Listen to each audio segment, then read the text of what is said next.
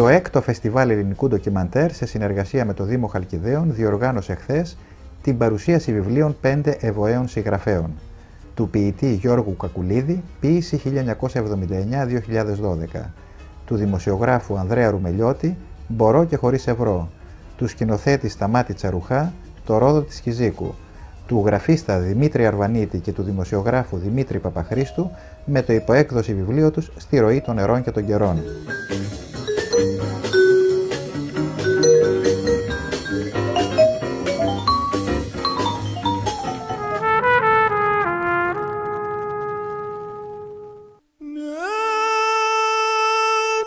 Η ταινία μου λέγεται Βιέτ Κώστας και αφηγείται τη ζωή ενός Θεσσαλονικιού που είναι σχεδόν άγνωστος στην Ελλάδα, αλλά θεωρείται ένας ήρωας στο Βιετνάμ.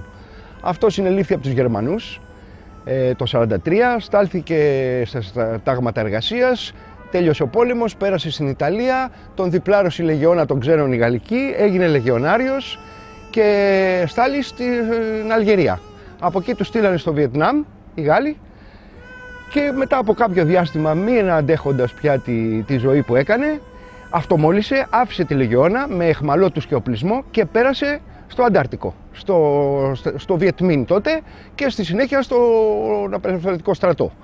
Έζησε όλα τα γεγονότα, όλο τον πόλεμο της Ινδοκίνας, ανδραγάθησε, έζησε τις εξελίξεις πολιτικές μετέπειτα, τη Μορφωτική Επανάσταση και τα παρατράγουδά της και γύρισε αργότερα στην Ελλάδα όπου ζει σήμερα, από όπου συνεχίζει να βοηθάει το Βιετνάμ και να κάνει ό,τι μπορεί για τα παιδιά, τα θύματα της διοξίνης. Στην προβολή της ταινίας του Γιάννη Τριτσιμπίδα παρευρέθηκαν ο πρέσβης του Βιετνάμ Βου Μπιν και ο πρωταγωνιστής της ταινίας Κωστής Σαραντίδης, πιο γνωστός στο Βιετνάμ με το όνομα Γκουέν Βαν Λαπ.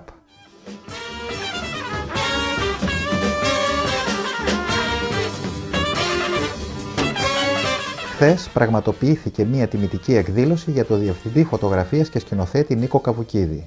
Ένα ταξίδι ζωής με εικόνες και ένα ταξίδι που πέρασα με ανθρώπους που αγάπησα, με αγαπήσανε, και το πιο σημαντικό είναι ότι αυτή τη στιγμή βρισκόμαστε εδώ στη Χαλκίδα πάλι με αγαπημένα πρόσωπα, και ακόμα πιο ευχάριστο είναι ότι είσαι κοντά σε νέους, με νέες δουλειές, με νέα ενδιαφέροντα, και εσύ έτσι αισθάνεσαι λίγο πιο νέος, γιατί δεν υπάρχει πιο σημαντικό να δίνεις στους νέους αλλά και να παίρνεις από τους νέους νέα πράγματα.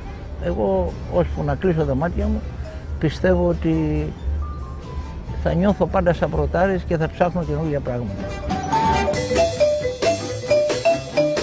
Στην τιμητική εκδήλωση παρευρέθηκαν και μίλησαν για τον Νίκο Καβουκίδη ο σκηνοθέτης Παντελής Βούλγαρης, ο ηθοποιός Γιώργος Μιχαλακόπουλος και ο δημοσιογράφος Ροδόλφος Μωρώνης. Με τον Καβουκίδη έχουμε μια πολύ παλιά ιστορία, σχεδόν 40 χρόνων, οικογενειακή σχέση, επαγγελματική. Με τον Νίκο έχω κάνει πάνω από 20 θεατρικές παραγωγές, είναι ο μόνιμος φωτιστής μου και πάρα πολλά σύριαλ. Ένα εκλεκτό παιδί, ένας σπουδαίος καλλιτέχνης, ευαίσθητος, ανθρώπινος. Το πιο σημαντικό όμως είναι ότι παραμένει νέος. Παραμένει νέος και είναι παρόν σε οτιδήποτε συμβαίνει. Δηλαδή σε σημαντικά γεγονότα της πατρίδας μας, λέω κάπου εκεί πρέπει να είναι ο Νίκος. Και όντως είναι. Έχω την εντύπωση ότι κοιμάται με μία κάμερα στο προσκέφαλό του. Δεν αποκλείεται να κινηματογραφεί τα όνειρά του και να μας το λέει. Για την ποιότητα της δουλειάς του έχουν μιλήσει πολύ. Εγώ θα αναφέρω απλώς κάτι που έχει πει ο Νίκος ο Κούνδουρος. Αν ο Νίκος ο Καβουκίδης δεν ζούσε στην Ελλάδα, θα ήταν ένας από τους μεγαλύτερους διευθυντές φωτογραφίας στο παγκόσμιο κινηματογράφο.